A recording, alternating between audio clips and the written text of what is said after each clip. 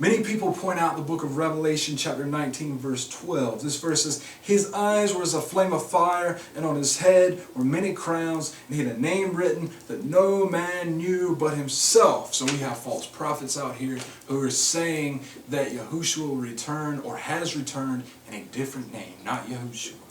But when you look up this word, it's the word eido in the Greek, which means perceived. Now that's completely different. Because if he comes in a name that no man perceives except himself, that makes a lot more sense than him coming in a name that no man knew. Because when we think of knowing a name, we think of hearing it, knowing it by hearing it. But when you think of perceive, you think of what it actually means. Now I'm going to show you the name that he comes in. Jeremiah, Yirmiyahu 23 verse 5 says this, see the days are coming, declares Yahuwah, when I shall raise for David or King David a branch.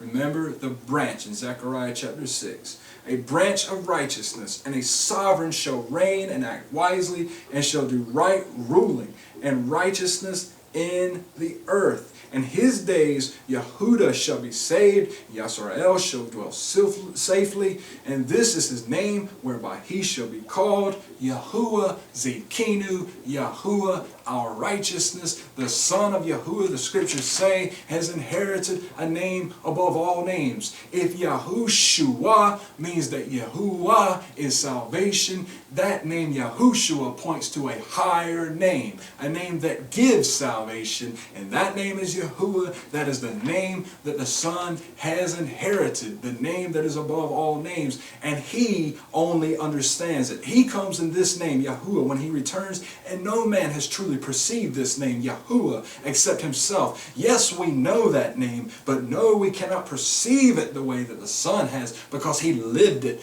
because the name of Yahuwah means hand, behold, nail, behold. It means that the man that is sitting at the right hand of Yahuwah would be pierced with the nail, and he would live and reign forever. You see him resurrected, that man on the end, hand behold, nail behold. He is the fulfillment of the name of Yahuwah. So no man perceives this name except for him. In the book of Philippians, chapter 2, verse 9, it says, Elohim therefore has highly exalted him and given him the name which is above every name, that at the name of Yahushua every knee should bow, of those in heaven and those on earth and of those under the earth, and every tongue should confess that Yahushua Messiah is, and most of your versions says Master or Lord here. The Greek word is Kyrios, which is a pagan word. But if you look up, well, in Codex Sinaiticus, Kyrios doesn't appear. You find Nomina Sacra, K-Y, and all these different variations. Just want to point that out. But when you look at the original Aramaic, the older Aramaic, you find that it says that every tongue should confess that Yahushua is Mar Yah, to the esteem of Elohim the Father. This word Mar Yah is a combination of Mara, which means master in Aramaic, and Yah, which is Yahuwah. It says that Yahushua has the name above all names, that all people will confess that he is Mar Yah, that he is Master Yahuwah. How can this be if there's only one Yahuwah? It can be because Yahuwah has passed down his name to his Son, just like all cultures are familiar with this practice in all over the world. He's inherited the name above all names. And 1 Corinthians chapter 12 verse 3 says, wherefore I give you to understand that no man speaking by the Spirit of Yahuwah calleth Yahushua accursed, and that no man can say that Yahushua is, and they say Lord and Master. It says Kyrios and KY and all these various things, but in the Aramaic it says Mar Yah, that no man can say by the Ruach that Yahushua is Master Yahuwah, except by the Ruach HaKodesh.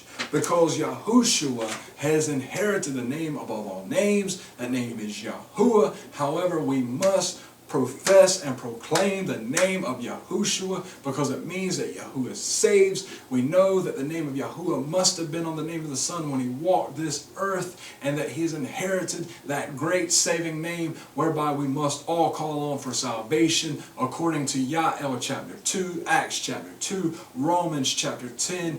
All that call on the name of Yahuwah shall be saved, they shall be delivered. And the name of Yahushua means that Yahuwah gives salvation, that he is deliverance, that he is our liberator, that he is our freedom, that he is a saving cry, and that he is what we call on for salvation. The scriptures say there is no other name that's been given among men whereby we must be saved. It is Yad Ha Wah Shin Wah Ayin in its full form, and this, my friends, my brothers, my sisters, is Yahushua.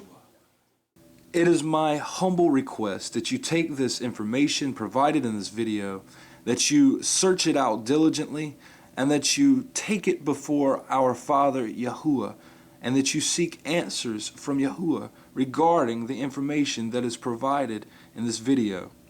I pray that Yahuwah will open your eyes, that you will have the understanding to be able to give an answer to those who question, why do you call the Son Yahushua instead of some other pronunciation? And I also want you to remember that the name Yahushua points to a greater name, a name that is above all names. That name has been inherited by the Son, and that name is Yahuwah.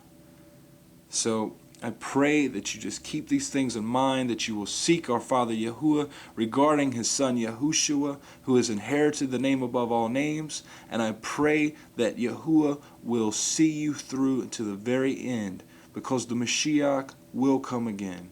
Shalom, shalom. Ani Mami Yahushua Mashiach. Ani Mami,